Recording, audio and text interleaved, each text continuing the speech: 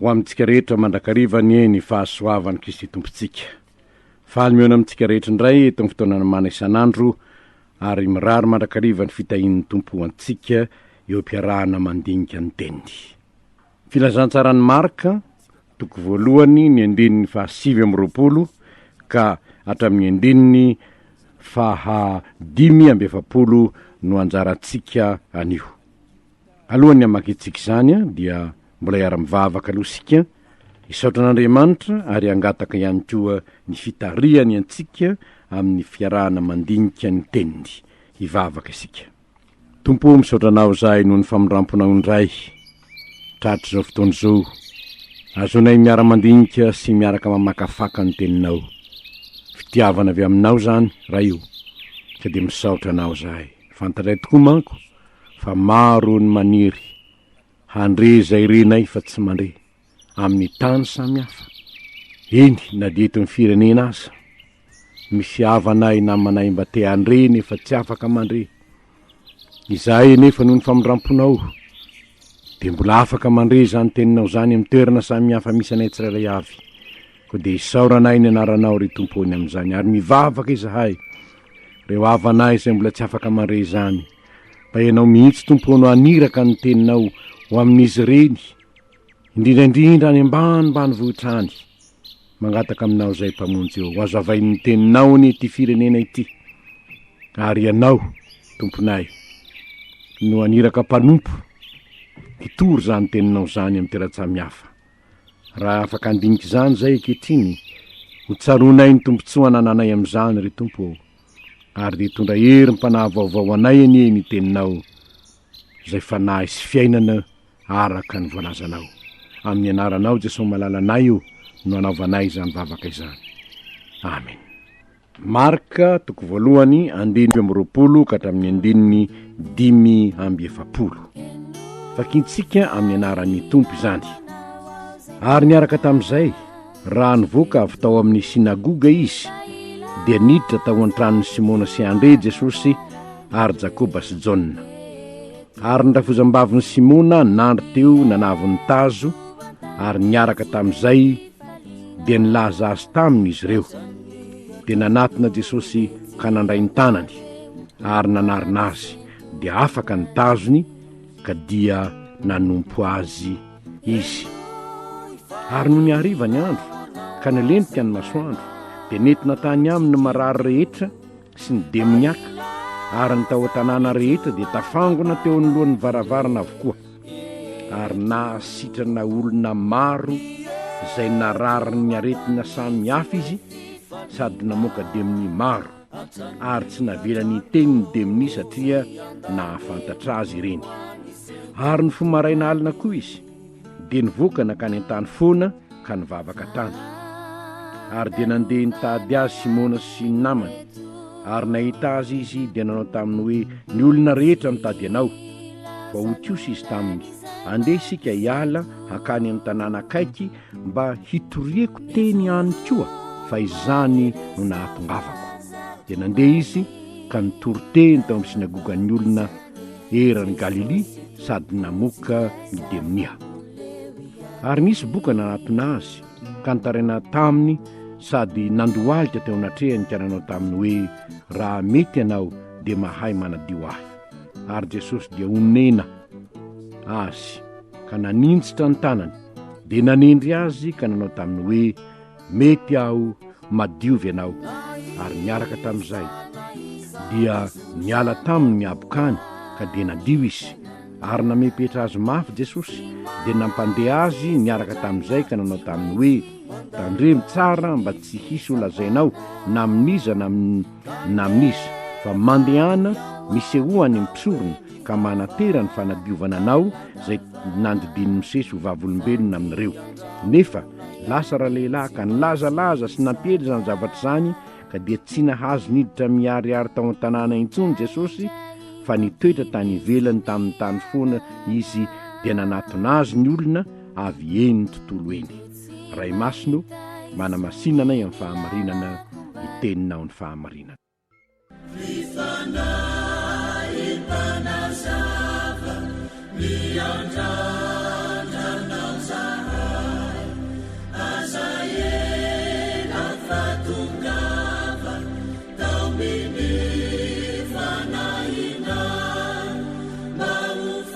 nataony ny azy tsotra fotsiny. Nandeha niditra ny trano izy a, de noraisy ny tanany de natsangana izy, de sitrana izy. Tsy nisy afa-tsy zay natao taminy. Ary rehefa sitrana izy, mazava loatra fa nanompo an Jesosy. Rehefa avy eo a, de hitantsika amin'ny 7:30 hoe nahasitrana olona maro zay narary ny aretina samy hafa izy. Ary namoaka demony maro koa, satria mazava loatra zany a, fa nisy olona tratry ny aretina samy hafa, ireo aretin'ireo mikroba nazo no niasa tamin'izany ary mbola miasa ankehitriny zany a, nefa de nisotranin Jesosy daholo reo. Misy koa aretina olona azony demonia, de hitantsika ny hoe nisotranin Jesosy avokoa ireny. Ny zavatra fantatsika zany de izao hoe nanasitrana aretina maro Jesosy. Nanasitrana aretina maro izy. Ny zavatra anankiray fantatsika eo am-pendohan'ny asa nataony teto am'izao tontolo zao moa ity tantara ity.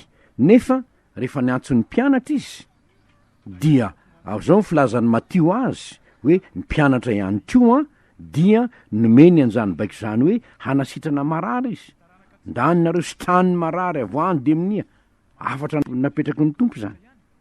Ary ny zava-dehibe am'izany a de ny hoe ny asa nataon Jesosy, asa fanasitranana. Ary raha izany misy moa mbola miova ve io Jesosy io? Tsy miova izy io. Tsy miova izy, mbola manasitrana mandrak'androany izy. Ary isaorantsika n'Andriamanitra fa na eto amin'ny firenentsika azy, eto amin'ny firenentsika firifiry akory ny olona sitrana noho ny vavaka zay ataon'ny mpanompon'Andriamanitra samy hafa, ary tsy tokony hisalasalany am'izany sika, satria ny afatra nampitondrain'ny tompo de mbola manohy izany ihany, mifampivavah mba ho sitrany ianareo ho ny voalazan'i Jakoba 5:19-20. Zay famantaran'izao no anarak'izay mino ametra tanàmy marary izy de ho sitrany reny. Marka 5:17-20. Tenin'ny tompo zany. Ary hitantsika fa any amin'ny tobi-pifoazana samy hafa na fiangonana samy hafa de hitantsika hoe tena sitrana tamin'ny alalan'ny vavaka ny olona maro. De hoy ny sasany hoe ka ahoana ary ny dokotera? Tsy ilaina intsony zany ny dokotera. Jesosy milaza hoe tsy ny finaritra ny mila dokotera fa ny marary. Mpanao fanafody moa no voasoratra atao Marka 2:17 hoe tsy ny finaritra ny mila mpanao fanafody, fa ny tena dikan'izy io de hoe amintsika ankehitriny hoe tsy ny finaritra ny mila dokotera fa ny marary. Ary noho izany ny dokotera de tsy hoe mariky ny tsy finoana akory, fa lalana anankiray entin'Andriamanitra manasitrana ihany koa ny fakanesana amin'ny dokotera. Zany anefa tsy manafoana ny hoe hametra tanana amin'ny marary ny mino de ho sitrana ireny. De misy olona mametraka fanontaniana hoe moa ve tompoko, raha mino ve aho, moa ve de tsy maintsy hatokanao mpiandry aho zay aho vao afaka mametra tanana amin'ny marary, zay vao sitrana ny marary? Izao famantaran'izao no anarak'izay mino zany eny voalaza. Ohatra fotsiny zao, ianao mino an Jesosy ianao, mino ny tompo ianao, ao an-trano ianao ny marary ny zanakao, tsy rarana mihitsy ianao, tsy hametra tanana amin'ny zanakao raha mino ianao, satria zao fotsiny ny teniny hoe zao famantaran'izao anarak'izay mino. Fa ny teto amintsika aloha aoko fantatsika fa ny teto amintsika ny antony zay nametrahan'Andriamanitra ny hoe fifoazam-panahy ary ny siny ny fanokanana mpiandry, de satria hanao asa amin'ny publika reny olona reny, hanao asa amin'ny publika izy. Izany no antony karazana permis mampatsiaro ahy tenin'ilay mpanompon'Andriamanitra iray zay nandresy lahatra tamin'ny taona 7 ny hoe ahoana moa ve, inona moa no anokanana ny tenao mpiandry kanefa ny tena nefa mpitory ny filazantsara na de tsy mbola voaositrany am'izany aza fa mpitory ny filazantsara fotsiny am'izao kristiana tia mitory ny filazantsara. De hoy izy tam'izay hoe tsara ny ozy mahay mitondra tomobile fa tsaratsara kokoa ny manana permis. Ary to marina ihany zany, raha nao asa amin'ny publika ianao tsara niny anananao permis zany akory tsy milaza fa hoe tsy azonao atao raha ao an-trano ianao na misy namanao marary vanginao, tsy voarara mihitsy hoe tsy mahazo mametra-tanana aminy ianao fa izao kosa zavatra fantatra dia zao hafa mihitsy ianao rehefa hita teo anatrehany fiangonana hitany vahoaka fantatry ny demonia fa efa natokanao amin'izany ianao fa efa nanomeny tompo anao ne zany ary fa efa napetraky ny tompo tamin'ny alalan'ny fiangonany ary izany ry havana izany no ilana ny hoe fanokananao mpiandro raha nao asan'ny piblika ianao fa zany akory tsy milaza fa tsy mahazo mametra tanana ianao raha ohatra ka vadinao marary ao an-trano zanakao marary ao an-trano fianakavianao marary ao an-trano andro alina ny andro inona moa no misakanao tsy hametra tanana raha mino ianao tsy tokony hisalasala amin'izany satria tenin'i jesosy tompony hoe hametra tanana amin'ny marary izy dia ho sitranyireny jesosy manasitrana ny marary ary mbola manana fahefana mandraka androany izy hanao izany manerana izao tontolo izao dia mbola miasa ny anaran'i jesosy tompo hamoaka demia amin'ny anarako izy tenin'i jesosy zany ary tsy miovy zany ary zany indrindra mitombotsoa ananina antsika satria ilay jesosy kristy izay nanasitrana ny marary ary no porifoy ny fitiavany anasitrana ny marary tamin'ny nanekeny ho kapohina mba ho fanasitranana antsika araka ny voasoratra petera hoe diakapoka taminy ny fanasitranana anareo azo ny tompo natao anie ny nomboana fotsiny tamin'ny azo fijaliana tsy nokapohina e dia ho voavela eloka isika ka handova fiainana nefa nokapohina izy ary ny fikapohana azy nahatonga diakapoka teo amin'ny tenany ary ny diakapoka teo amin'ny tenany no nitondrany ny aretintsika rehetra izany no voalaza ny soratra masina ary noho izany tokony hino ianao tokony ino isika fa mbola manasitrana io jesosy io ary azo antoka ny fanasitranany raha mino ianao ho hitanao ny voninahitr'Andriamanitra zany akory tsy milaza hoe tsy mila dokotera ntsony isika tsy atompoko mpiara miasa amin'Andriamanitra ny dokotera matoa Andriamanitra nanome saina azy ireo ary matoa Andriamanitra nanokatra ny saina hidécouvrir ny zava-miafina ny amin'ny aretina dia satria te hamonjy ny olona Andriamanitra eny na dia ireo izay tsy mino azy aza dia sitrano amin'ny lalan'ny dokotera fa sambatra ianao raha mino fa ho hitanao ny voninahitr'Andriamanitra satria mbola manasitrana ny marary jesosy mifampivavamba ho sitrany ianareo ny zavatra faharoa nanam-potoana nitokanany vavaka jesosy nanam-potoana nitokanany vavaka jesosy lasa eritreritra ihany ny tena ry havana zany hoe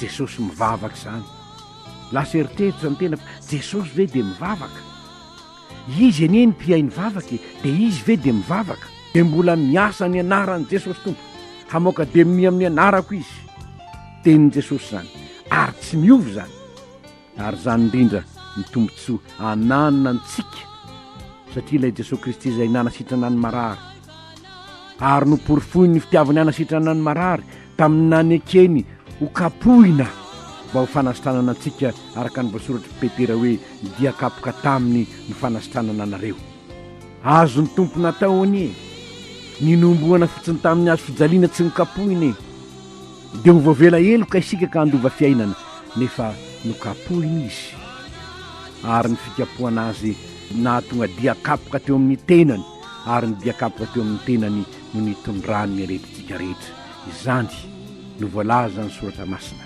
ary noho izany tokony hino ianao tokony ino isika fa mbola manasitrana io jesosy io ary azo antoka ny fanasitranany raha mino ianao ho hitanao ny voninahitr'Andriamanitra zany akory tsy milaza hoe tsy mila dokotera ntsony isika tsy atompoko mpiara miasa amin'Andriamanitra ny dokotera matoa Andriamanitra nanome saina azy ireo ary matoa Andriamanitra nanokatra ny saina hidécouvrir ny zava-miafina ny amin'ny aretina dia satria te hamonjy ny olona Andriamanitra eny na dia ireo izay tsy mino azy aza dia sitrano amin'ny lalan'ny dokotera fa sambatra ianao raha mino fa ho hitanao ny voninahitr'Andriamanitra satria mbola manasitrana ny marary jesosy mifampivavamba ho sitrany ianareo ny zavatra faharoa nanam-potoana nitokanany vavaka jesosy nanam-potoana nitokanany vavaka jesosy lasa eritreritra ihany ny tena ry havana zany hoe jesosy mivavaka izany lasa eritreritra ny tena fa jesosy ve dia mivavaka izy anie ny mpiai ny vavaka dia izy ve dia mivavaka rehefa tonga teto amin'ny nofo Kristy ry havana de ny ilainy ny nivavaka manokana ary ny fo maraina alina koa izy de nivokana ka ny tany foana ka nivavaka tany.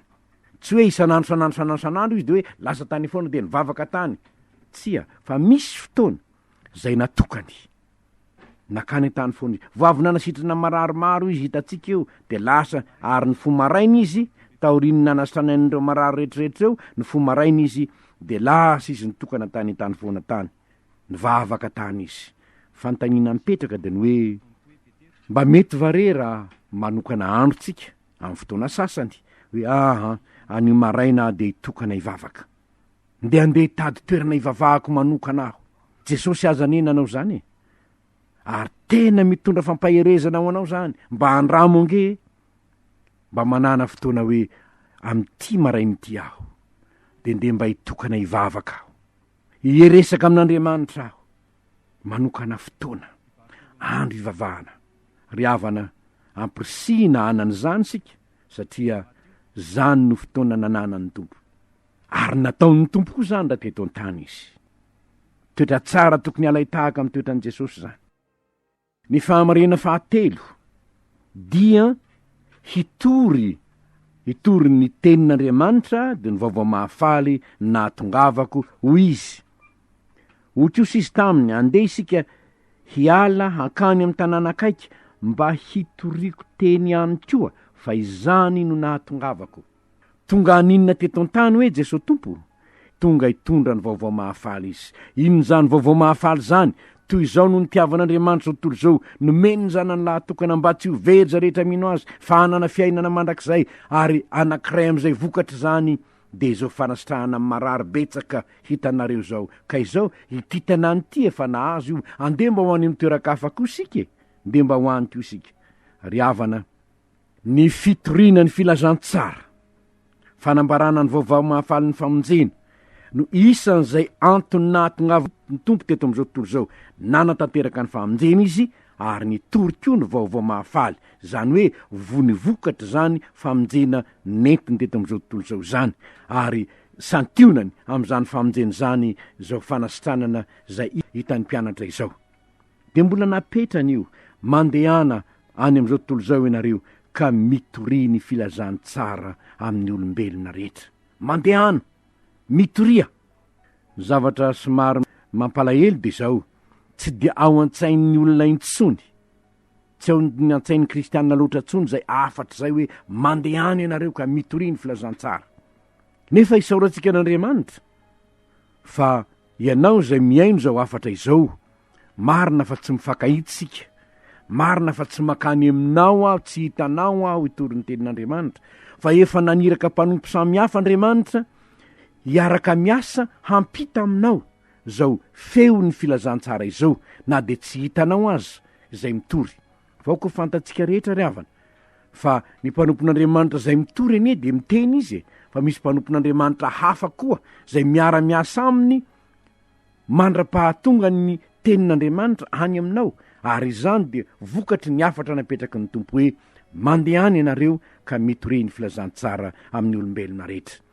Tanjo ny olona zay nandray ny famonjena ny andrenesany zao tontolo zao ny filazantsara ary isan'izany ny mpanompon'Andriamanitra sy ny mpiara-miasa rehetra amin'ny onjam-peo zay mampita aminao zao ny afatra zany. Ary ianao koa raha tsapanao fa nandray ny filazantsara ianao mba hambarao amin'ny olona ihany koa zany. Mety misy olona angamba no any enina de manodidina anao fotsiny ihany azy tsy mba afaka mandre zao tenin'Andriamanitra zao satria tsy manana fampelezam-peo izy. Anjaranao kosa no mampity zany vaovao mahafaly zany any aminy rehefa nandray ny filazantsara ianao de nandray ny afatra ihany koa hoe mandehany ianareo ka mitoria ny filazantsara.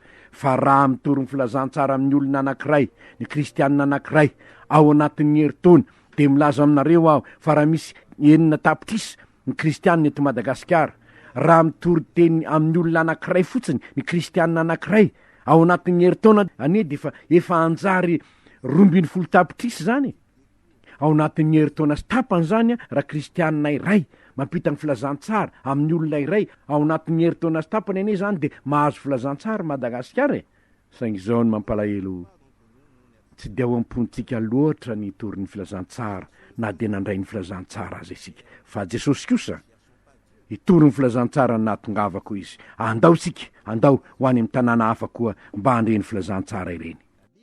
Fahamarinana farany onena ilay boka nitaraina tamin'i Jesosy. Ny abokana manko ry havana aretina maonenana izy io hoe na dia kehitriny zao aza maonena ny olona satria mitokamonina ny olona tratry ny abokana. Tsy sitrapanafody tamin'izany fotoana izany izy io, atokamonina, tsy manana fanantenana intsony.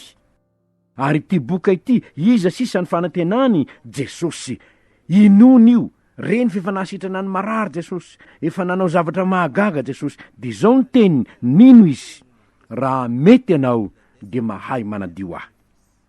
Jesosy sisa no hany fanantenana. Ary satria hitan'i Jesosy zany finoany zany, hitan'i Jesosy zany hetahentany zany, dia zao ny voalaza hoe dia onena azy Jesosy. Ary rehefa onena azy izy, inona ny nataony? Mety aho madiovy ianao. Dia sitrana lay boka. Ry havana, am'izao fotoana zao dia misy olona maonena eto amin'ny firenena, ny olona voan'ny sida, tsy manana fanantenana intsony. Satria rehefa sida le olona dia taona vitsivitsy sisa, dia tsy maintsy makany amin'ny varotsy mifody izy, na izy. Ary izany no mahatonga ny fitondram-panjakana miady mafy mihitsy mba handresena ny sida, mba tsy hianaka io aretina sida io. Zao anefa ny tsara ambara amintsika rehetra ry havana. Ny any fanantenana ve? Mbola misy ny fanantenana, na dia marary eo fa ambavona ny fahafatesana azy. Iza io? Jeso tompo io. Fa na dia tsy hanasitrana anao eto an-tany azy izy, rehefa manaiky azy ianao ho sitraniny mandrakizay. Rehefa manaiky azy ianao ka mibebaka amin'ny fahotanao, hamela heloka anao ny tompo. Ary ny famelan-keloka dia ahatonga anao handray ny fahamarinany teniny hoe ho avy ahako handray anareo any amiko. Nangoraka lay boka Jesosy rehefa nitaraina io kanino. Enganie, ninona mitranga aminao, mbola misy fanantenana havako Jeso tompo, ka na tsy sitraniny eto an-tany azy ianao, afaka manasitrana anao mandrakizay any amin'ny fiainana mandrakizay Jeso tompo.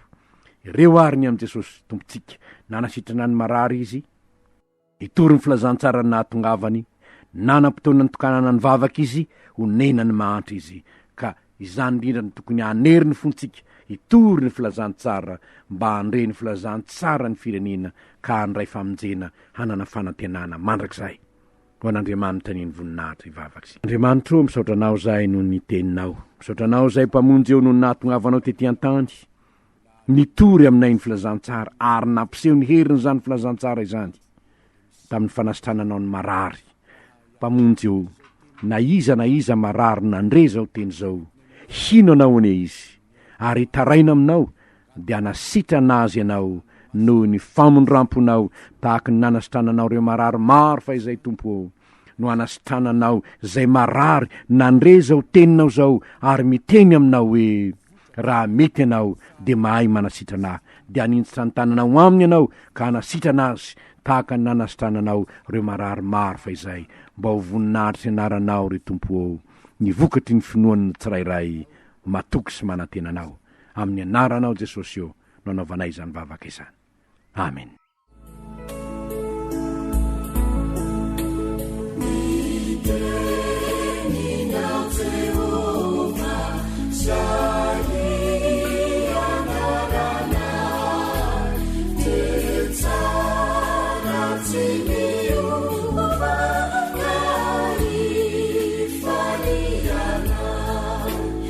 Mana isan'andro fandaharana natolotry ny fikambanany mpiara-mamaky ny Baiboly eto Madagasikara.